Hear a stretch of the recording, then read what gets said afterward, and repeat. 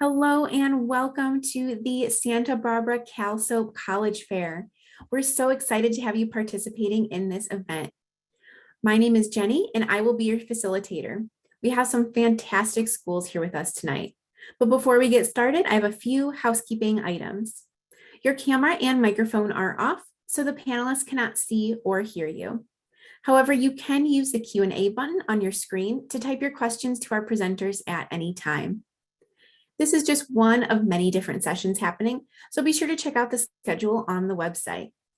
This presentation is being recorded and will be available at strivescan.com/calsoap. That's strivescan.com/calsoap. I'd now like to turn it over to our first presenter, California College of the Arts. All right, thank you. I'll get my screen share up here. All right, can you see that? Yep, you look good. Great, thank you. Okay, so hi, my name is Jovan Nascimento. I'm from California College of the Arts. We like to start all of our presentations with a land acknowledgement. Our campuses are located in Huichin and Yelamu on the unceded territories of Chochenyo and Ramaytush Ohlone peoples. So we are a private, nonprofit art and design school located in the San Francisco Bay Area. We currently have two campuses, our San Francisco main campus and our historic campus in Oakland. We have about 22 undergraduate majors, almost all of which are focused in specific areas of art and design, with the exception being writing and literature. We have 4-year BFA degrees and 1 5-year Bachelor's of Architecture degree, which is a professional degree leading towards licensure. CCA is the only art and design college in the United States that requires critical ethnic studies coursework, both in the theoretical realm and in your studio courses. So for example, you may learn multicultural embroidery techniques in a textile studio course and have guest artists come in who are traditional weavers to help out in the class. We think it's a really important part of an art and design education to engage with contemporary issues in your surroundings as well as your own personal practice. So CCA is a small college. We've got about 1,200 undergrad students and an 8-to-1 student to teacher ratio. So your largest class that you will ever take at CCA is 18 students. The average is about 12 or 13. So you really do get a lot of one-on-one attention with your faculty, mentorship, as well as close connections with the students that you're in class with.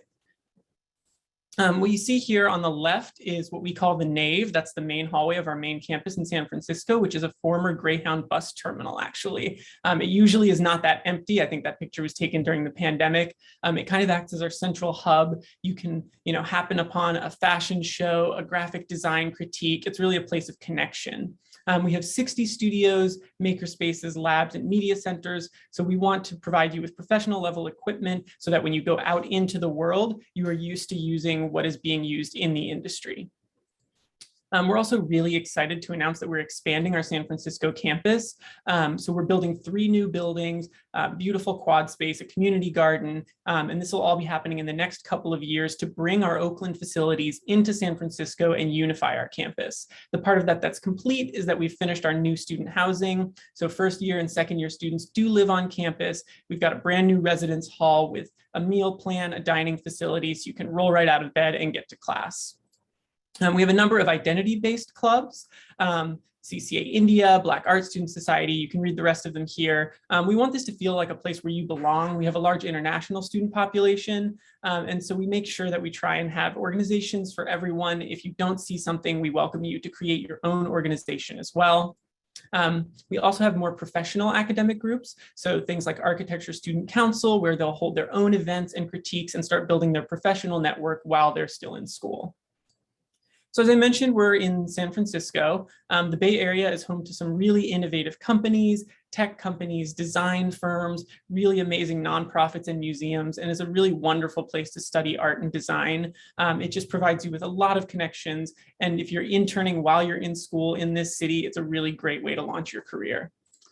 We do bring in a number of industry partners. So companies like Autodesk will come in and work with interior design students to create materials.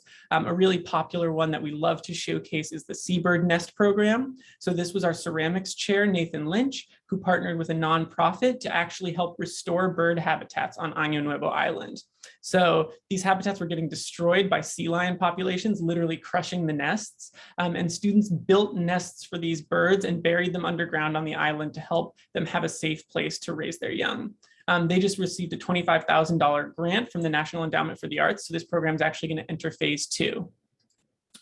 We call this our NASCAR slide with all the logos, but these are all just companies where students have recently interned from CCA. So you can see, so there's some really big heavy hitters on there like Adobe, Google, and because they're local, because our faculty have connections to them, and we have a really great career development office, you can make connections with these companies early on.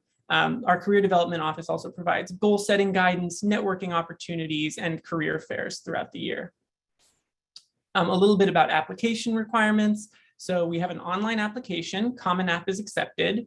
We have a 1 to 2 page personal essay, transcripts, 1 letter of recommendation, proof of English proficiency if you're international, and your portfolio, which is usually the most stressful part of an art school application. And we understand that.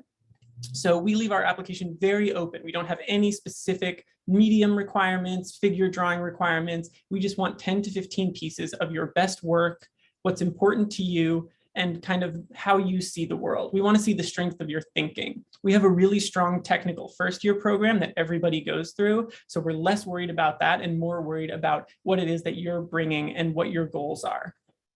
Great way to get feedback on that is to attend a National Portfolio Day. These events are happening right now, virtually and in person. You can get 5-10 art schools in one afternoon to review your portfolio, and they're free. So I would definitely encourage you to screenshot this and take a look if you don't know about National Portfolio Day. This as well, we have our own portfolio guide. This showcases work from CCA students who applied and received a lot of financial aid through their portfolio.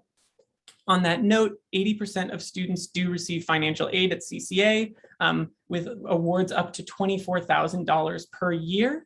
You do that just through your CCA application and the FAFSA. February 1st is the date to look at here. And since I'm running out of time, I will just say February 1st is our priority deadline. That's when you would apply for maximum scholarship consideration. And if you want to learn more, please take a look at this slide, screenshot it, go to the QR code, and you can sign up. I'll also put some links in the chat. Thank you. Thank you so much. And a reminder to all of our participants that you can use that Q&A function to ask questions of our schools here at any time. Up next, we have St. John's College. Hello. All right. So hello, everyone. My name is Dwayne Opaisa. I am Assistant Director of Admissions at St. John's College. We have 2 campuses, one in Santa Fe, New Mexico, and one in Annapolis, Maryland. And I'll talk a little bit more about both of those campuses in a minute. But another important thing to know about St. John's is that we only have one major. We are a great books school, so all of our students are following this great books program. You don't have to declare a major. Instead, you'll be reading about 200 books that spans about 3,000 years of human history, and you'll read them chronologically through your 4 years.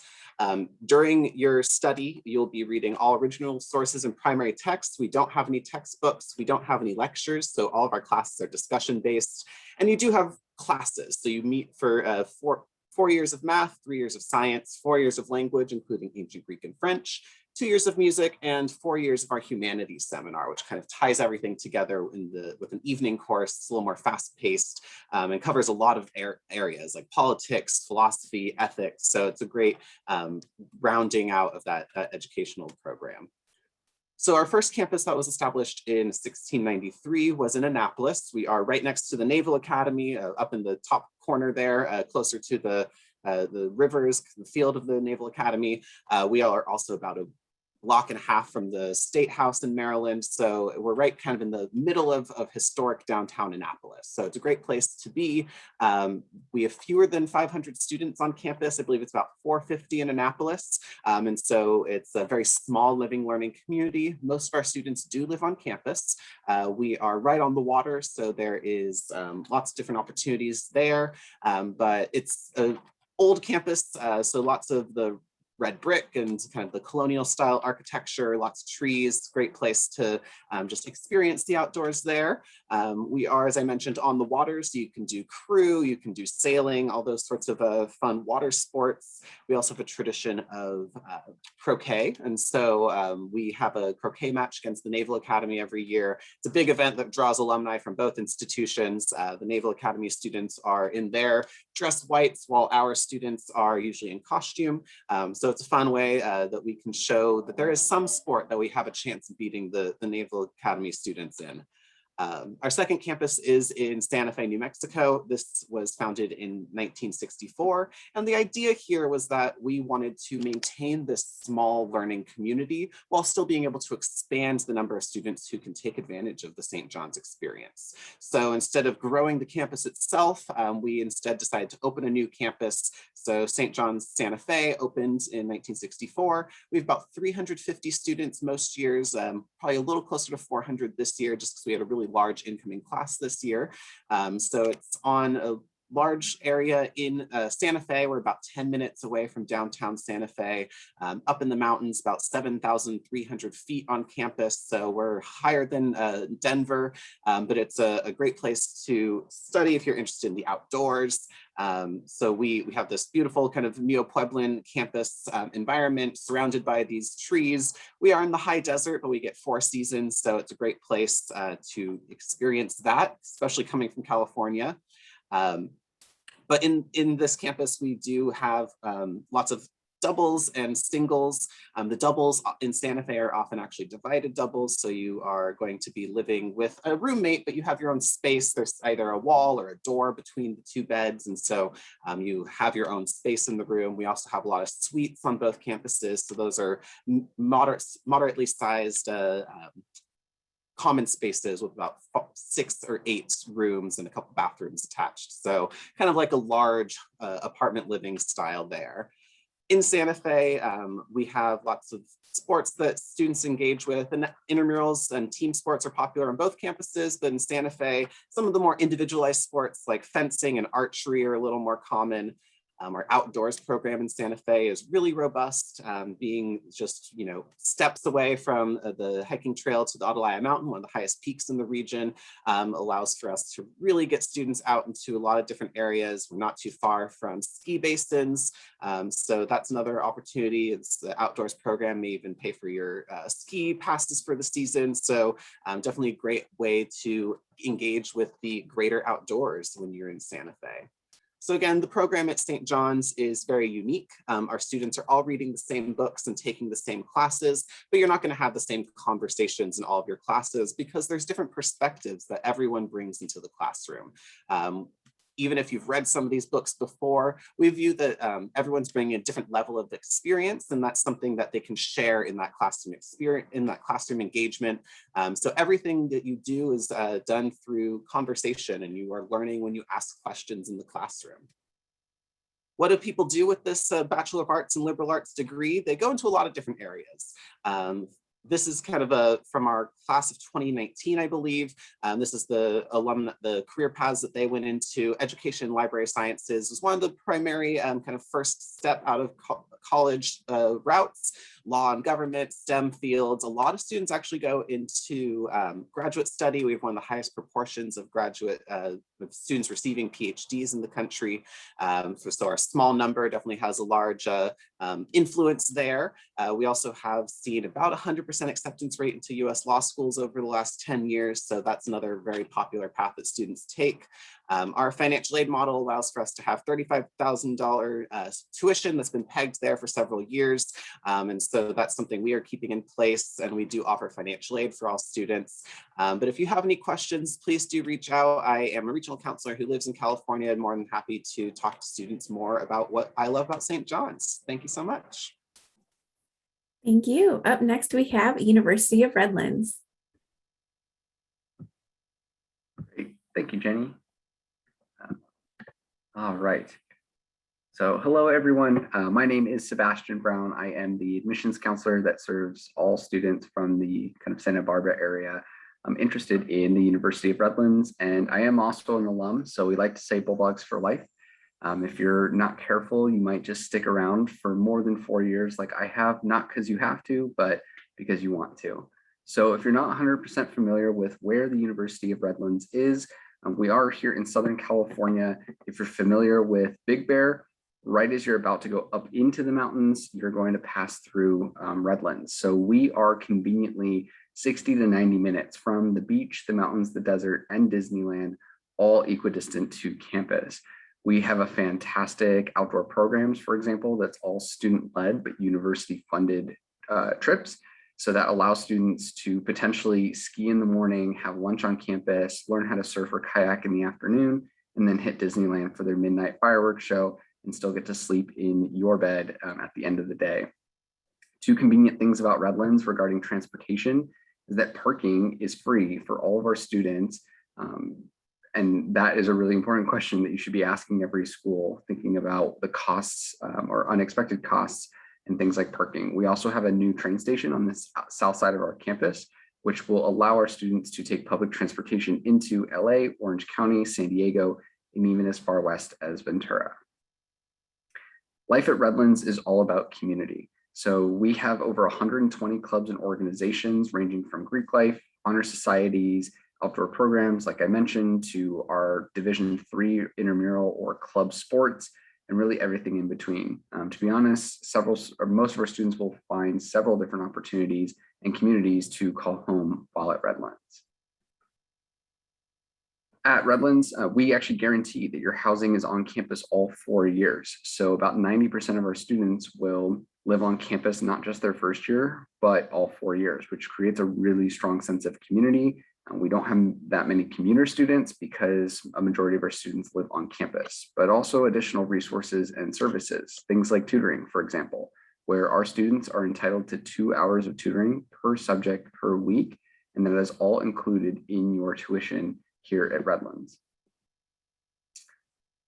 As important as your experiences are on campus in Redlands, so are the ones that you'll have off campus. So for example, study abroad, community service, research, fieldwork, internships, all of those are a core component to your Redlands education. We really emphasize what we call experiential learning. So as important as the experience you have in the classroom, that's what you get your degree for, so are the things outside of the classroom. For example, we have over 100 different study abroad programs. We also complete over 120,000 hours of community service every single year, despite having only 2,500 students on our campus. In fact, in 2020, we were one of 2 schools that was nationally recognized as a top producer of both the Peace Corps and the Fulbright Scholarship, which is one of the top accolades you can receive as a college graduate. So a real testament to our study abroad and community service programs. We also operate on a unique calendar system that allows our students to be done with their school year in April and have an entire 4-month summer break to leverage for internships and summer job opportunities. Life at Redlands, we are a liberal arts and sciences institution. To contextualize that 2,500 students is about 18 in an average class size and a student to faculty ratio of 13:1. We have several different pathway programs here at Redlands. For example, Business 4+1, in which you can get your MBA in just 1 additional year, as well as education. We have a fantastic pre-med, pre-health, health medicine and society program, and even our Johnston Center for Integrative Studies, where students can create their own major. For example, astropolitics, in which a student knew he wanted to work for NASA someday, but had a passion for law and government. And so he was able to design his own major, in which that was his degree, was astropolitics, and now he is a lobbyist, essentially a lawyer for NASA in Washington, DC. As far as what does it take to get here to Redlands, we do have 2 deadlines. Early is in November and regular is in January. We have the $50 application fee, but as your admissions counselor, I encourage students to reach out to me ahead of time. We'd happily waive that fee for you. We will take your transcripts, letters of recommendations, and being fully test optional from here on out. So with or without those test scores, you're equally eligible for both admission and for financial aid. We also work really well with transfer students. So if you decide to go to a community college first and then transfer to Redlands, we'd happily work out all of those credit agreements, things like that. When it's all said and done, Whether you want your time at Redlands to last more than 4 years or not, we are a 4-year institution. So we actually guarantee that students will graduate in 4 years. If you have to take more than your 4 years, go into a 5th year to complete your bachelor's degree, we actually cover the cost of your tuition to do so here at Redlands. Merit scholarships based on your GPA, test scores, and involvements are also automatic.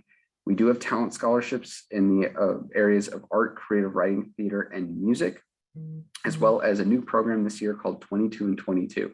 Students with a weighted 3.5 GPA that are admissible will not pay more than $22,000 in tuition for this year. We also have a Cal Grant opportunity in which students come tuition free.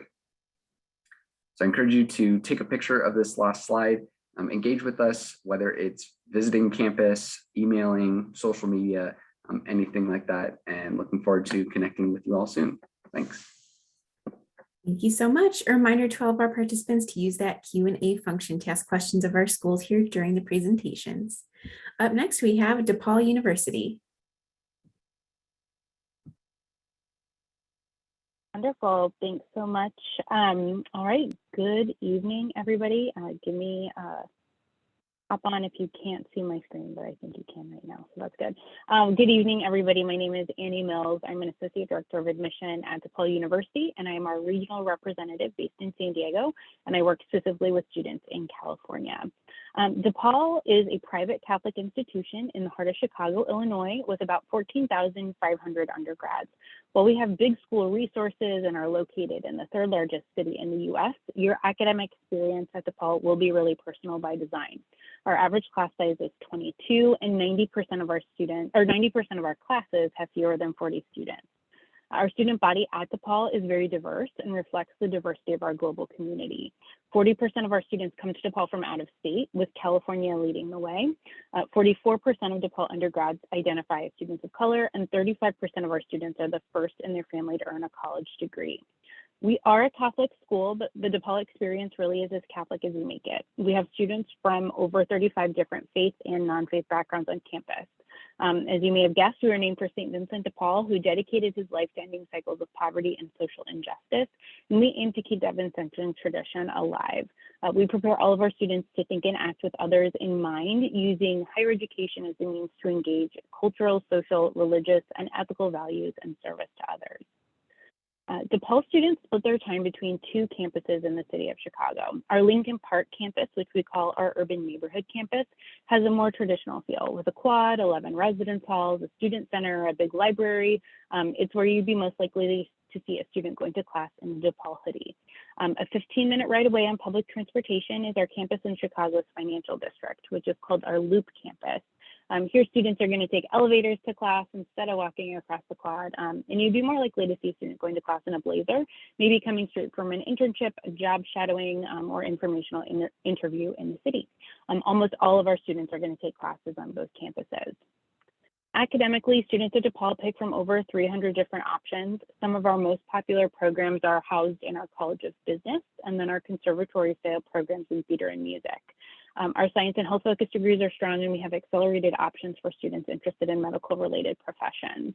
And then the College of Computing and Digital Media is our fastest growing school at DePaul, and it's home to programs like animation, game design, and film and television, which is actually the most popular major for Californians at DePaul. We have several honors options and combined bachelor master's degree programs as well. And if students are undecided or like a lot of things, that's just fine. We're double major and minor friendly across schools and colleges, and we embrace change. As long as you're in good academic standing, you can change your major at any point in time. And then our students are incredibly involved on campus, and we have over 400 different clubs and organizations for them to get involved in. Students cheer on our NCAA Division I Blue Demons or play club and intramural sports. They put on theater productions and comedy shows. We have political, religious, and academically focused clubs, and about 10% of our students are involved in fraternity and sorority life.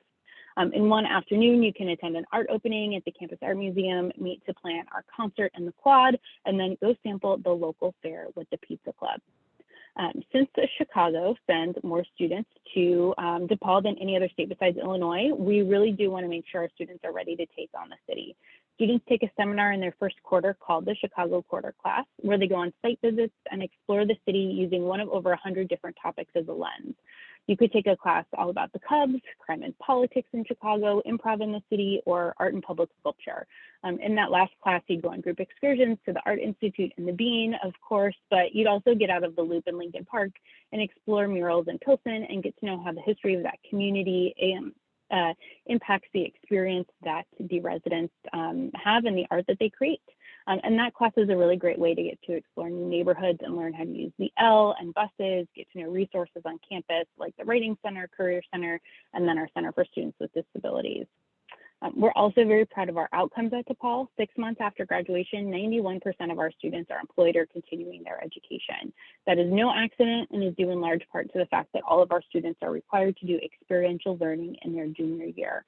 Our Career Center is also incredibly active and they incorporate alumni networking into their services as well. If all of this sounds interesting to you, head over to go.depaul.edu/apply. We utilize a holistic application review process on the Common App, which means we'll look at your essay, resumes, activity summary, and letters of recommendation, in addition to your transcript and maybe your test scores. We're really proud to have been test optional for 10 years for admission decision, academic merit-based scholarships, and our honors programs. So if you're considering DePaul, really feel free to think about how you want to highlight your own strengths in the application. And if a test score doesn't reflect who you are as a student, or maybe you don't have one, that is no problem. There are a ton of ways to connect with DePaul these days, and there's so much more to tell you than what I talked about here. I barely even mentioned housing, study abroad, or the volunteer work our students do throughout Chicago. So I'll drop my information in the chat, but please reach out to me and let me know what would help as you consider DePaul. That's all for us. Thanks so much. Thank you. Up next, we have Occidental College. Hi, let me just share my screen.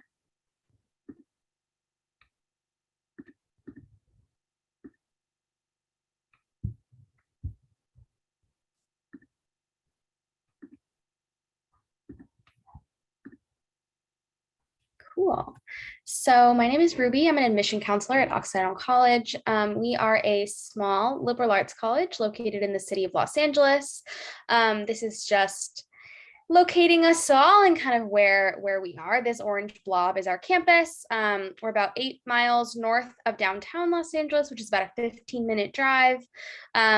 This kind of local area that we're in is a little bit more of a residential neighborhood, Eagle Rock and Highland Park. It's a really great place to kind of adjust to such a large city as Los Angeles. We have a residential feel. We have very much a tight-knit community with our local areas. But as you can see, we're still super close to kind of the hustly bustly parts of the city. So this is just a way to kind of orient us all in terms of where we're located. These are all of the academic areas of study that we offer. Obviously, it's kind of very wide ranging, but because we're a small liberal arts college, they may be a little bit more broad than a larger school. Some of the ones I really like to shout out because they're pretty unique to Oxy is urban and environmental policy, which is my favorite department on campus. It's kind of like a very practical public policy, local government version of our politics department. And they do a lot of really great kind of organizing and work very, very closely with community-based organizations in the city of Los Angeles. Another kind of unique one is critical theory and social justice, which is kind of a very interdisciplinary major. It focuses on philosophy as well as sociology and politics, kind of through the lens of critical race theory and social justice issues, and kind of, again, through a current event lens.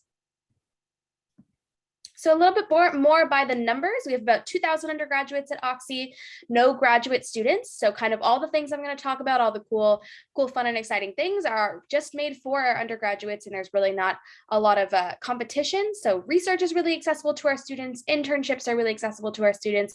Our professors are very accessible to our students, and our kind of campus is created and for our undergraduates. So in terms of kind of what classes look like at Oxy, about our average class size is 18. We have a 9-to-1 student to faculty ratio, and 90% of our courses have less than 30 students in them.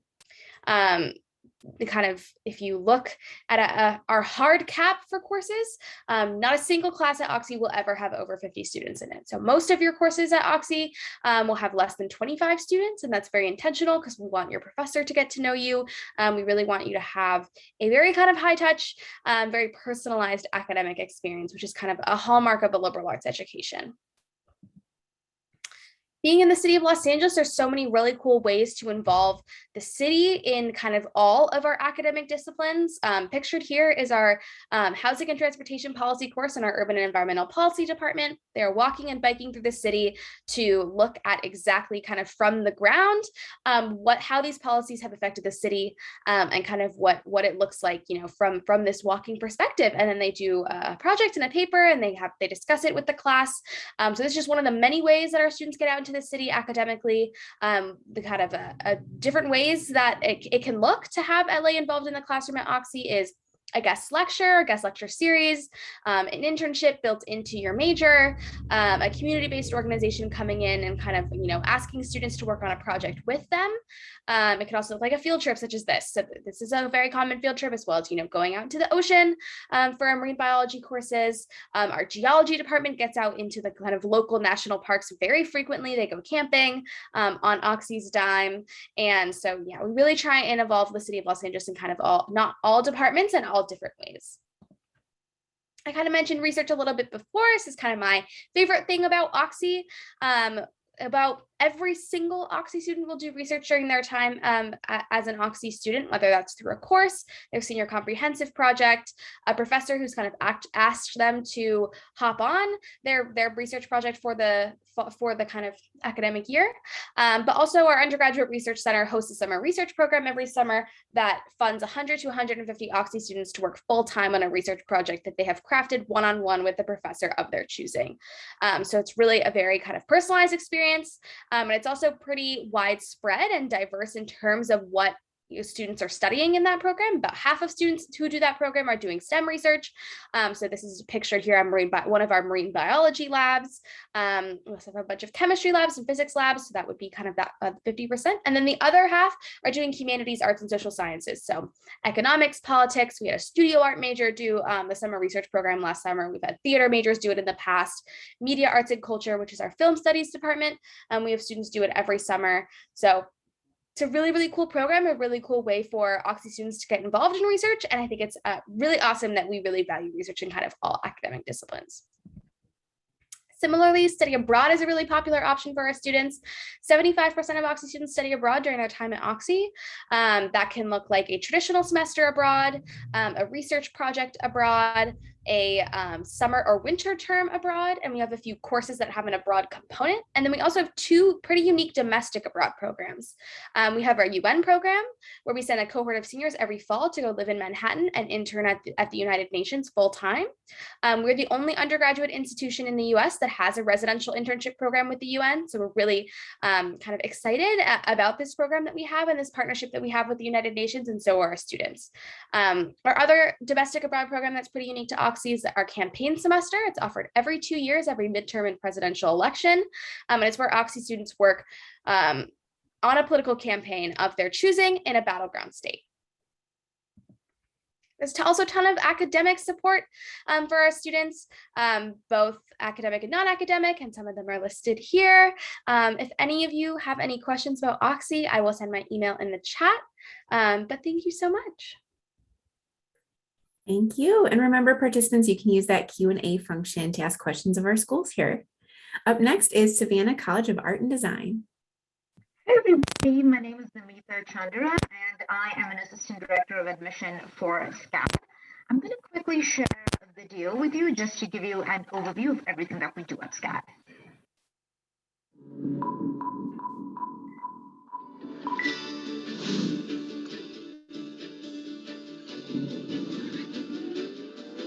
I'm driven to create, to be expressive, to collaborate with only the best and across disciplines.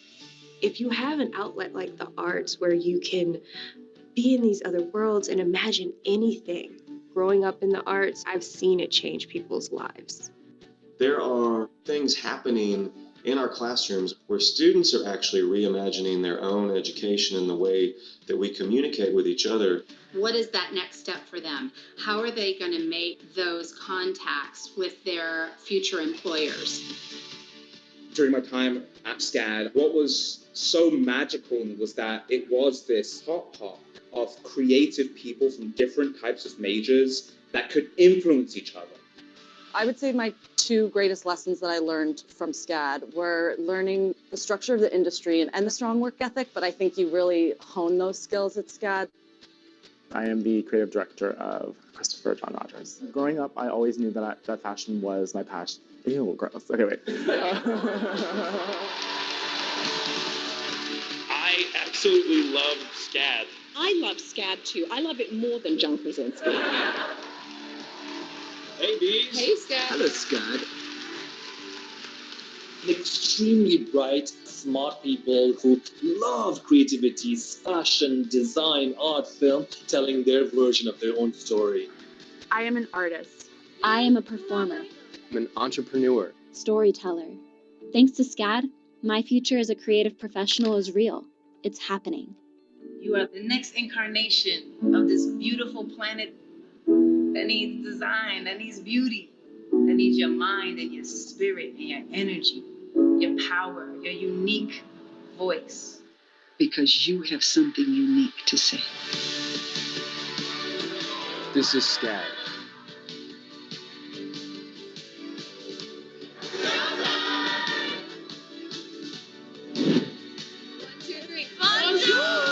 Anyone who asks me about colleges in US, all I say is SCAD.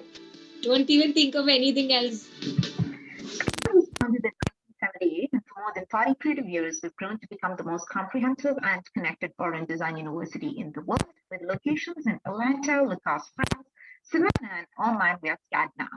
The university is incredibly diverse, with approximately 15,000 students representing all 50 states and more than 100 countries. We offer programs of study and specializations than any other art and design university in the United States, with over 100 degree programs across more than 40 majors and over 75 minors. Career preparation is at the heart of SCAD's mission. We've had a consistent 99% alumni employment rate, and out of which 91% of them are actually working in creative fields. From the moment you start, your creative career begins, and you will discover a world of professional opportunities. As a student, you'll collaborate with leading companies through SCAD Pro, where students dream up design solutions for global brands. Recently, students reimagined Disney resorts, pitched the future of advertising to Google, and marketed driverless cars for Volvo. SCAD has hosted more than 500 collaborations and have come up with more than 200 job offers for our students. The inspirational work from music legends, attending a masterclass or an exclusive screening with award-winning actors. These exclusive opportunities are unique to SCAD. SCAD offers everything to suit your interests in or out of the classroom. At our Atlanta and Savannah locations, there are more than 100 student clubs from cultural, community, and leadership organizations to academic and special interests. Once you're accepted to SCAD, you are accepted to all of our locations. You can choose to study at SCAD Savannah, Atlanta, or do a study at SCAD Lacoste. You can also do SCAD now through our e-learning platform. You can also look into our pre-college programs. We do have the summer seminars where students can experience interactive workshops and get a glimpse of life at SCAD. If you are a high school senior, you can earn college credit through SCAD Rise and Star, which is a summer program available in Atlanta, Savannah, and online. And eligible high school students can also earn college credit through SCAD Now pre-college program in SCAD Now e-learning online courses. And through these avenues, you'll be on a fast track to your college. To speak about the admission process, we typically encourage students to apply in the junior year. It's going to give you that time to connect with your personal admission advisor, who will be assigned to you once you apply. You're going to have to pay a $100 application fee, but the application takes about 10 minutes to fill out. And once the advisor reaches out to you, they will give you a checklist asking you for any additional materials. And then once you are complete with the application process, we take about 2 to 4 weeks to let you know the admission decision and the scholarships that apply to you. We encourage you to come visit us in person to see everything that SCAD has to offer, and then experience just a glimpse of what it's when you're right there. And us. You can follow us on Instagram, YouTube, Facebook, and Twitter. And if you have your phones with you, I would like you to quickly scan this QR code. It's going to pull up a request for information. Your information is going to be saved. It's a great way for us to stay connected and for you to learn more about SCAD. Thank you. Thank you so much. Thank you to all of our institutions here today for presenting about their schools. They all sound amazing. I will like to invite everyone to come back on screen now, and we have a little bit of time for some Q&A. So I'll go ahead and share our first question here, and that is, what advice would you give someone going through the college search process? So you can share your little nuggets of wisdom for our participants watching today. We'll go in the same order and start with California College of the Arts. Yeah, I think that's a really good question. And our answer, I think, would be use your resources, talk to admissions counselors where you're interested, visit. Really, we're all here to help you and guide you through the process. So not only will we remember you when you apply, but you'll get a lot more information than just trying to read a website or just apply blind. Great. I would say to definitely consider colleges outside of the kind of big names that you may know off the top of your head. There's literally thousands of colleges in the US, and there's probably a great fit for you somewhere. And many of the smaller schools and less known schools may have more funding available for students and those sorts of things. So definitely do cast a broad net. Yeah, I always love this question. It's very much do as I say and not as I did, because I applied to 35 different schools when I was in high school. So don't do that. But I think one of the most important things you can do is just go and see the campus. Not only are you going to meet with faculty and current students, but you'll also get to pick up on things like location, the general like kind of vibe of the campus. Is it welcoming? Is it very chaotic? Those kinds of things. So make an effort to go and see campuses that you're interested in. My advice is to really own the process, because it is your process. Treat your investigation like you would, I don't know, making any other type of investment, whether that's like a cool new article of clothing or I don't know, whatever else, whatever like tech you're into. It can also be really helpful to schedule a time to talk about college with your family, guardians, those people who are supporting you through the process, so that you have really scheduled times to check in, instead of it being a conversation that you can get into in the hallway or over the dinner table, where things might be able to get a little bit more emotional. So schedule things out, own it, and hopefully it will all go really well. I feel like on a similar vein to everyone who's spoken, I feel like my advice is to really just trust your gut in the process. You are the only person that truly knows yourself as well as you do. You know where you're going to be happy, what you want out of a college experience, what you want out of the next 4 years of your life. And it can be so easy to be swayed by kind of like what everyone else is doing or like what the world is telling you, but like where you will be the happiest, what school will fit you the best. And so I would say just trust your gut and believe that you know what's best for you. Research. So read the alumni, see where they're working, see if that's where you want to work. And also visit the campus, because you are going to have to spend 4 years of your life there. So it's important for you to like the campus and just be sure about the decision that you make. So visiting and being sure is key. Perfect. Thank you so much. That's all really great advice. I'd also add something that I've heard throughout this process is to stay organized, because there's so many dates as well.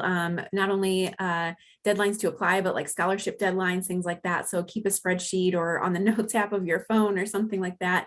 And also to have a professional sounding email as well that you're using when you're applying to the schools and scholarships and things like that. So that's my 2 cents that I've heard, throughout this process that I always think is helpful as well. So but thank you so much for all of our institutions for joining us today. And we really, really appreciate you taking the time to be here. And thank you so much for joining us tonight. When you close this window, there will be a link to a very quick 5-question survey. So we'd appreciate any feedback that you can provide. We encourage you to check back to the schedule and sign up for more sessions that are coming up right after this. You'll be able to find this session's recording as well as all of the other session recordings, as well as yesterday's panel recordings at strivescan.com/CalSOAP. That's strivescan.com/CalSOAP. Thanks again to our institutions and have a great evening, everyone.